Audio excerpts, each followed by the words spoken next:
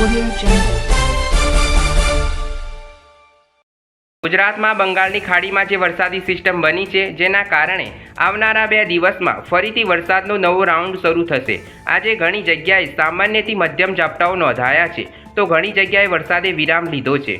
તો બંગાળની ખાડીમાં બનેલી વરસાદી સિસ્ટમ ઓડિશા રાજ્ય પરથી પસાર થઈને પશ્ચિમ તરફ એટલે કે ગુજરાત તરફ આગળ વધી રહી છે, જેના કારણે 30 તારીખ સાંજ સુધીમાં અથવા તો 31 તારીખ બપોર સુધીમાં ગુજરાતમાં વરસાદી સિસ્ટમ ભારેથી અતિભારે વરસાદ લઈને આવશે, જેના કારણે ગુજરાતમાં સાર્વત્રિક વરસાદની આગાહી વ્યક્ત કરવામાં આવી રહી છે.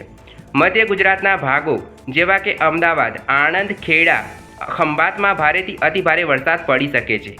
આ વરસાદ ગુજરાતના 80 થી 90% વિસ્તારને આવરી લેશે, જેના કારણે ભારે મેઘખાંગા થવાની પણ સંભાવના વ્યક્ત કરવામાં આવી રહી છે. વરસાદના પહેલા રાઉન્ડમાં સુરત, વલસાડ, નવસારી એટલે કે દક્ષિણ ગુજરાતમાં અતિવૃષ્ટિ જેવો માહોલ સર્જાયો હતો અને હવે વરસાદના બીજા રાઉન્ડમાં સમગ્ર ગુજરાતમાં અતિવૃષ્ટિ જેવો માહોલ સર્જાઈ શકે છે. દરિયાઈ કાંઠા વિસ્તારોમાં રેડ એલર્ટ આપવામાં આવ્યું છે.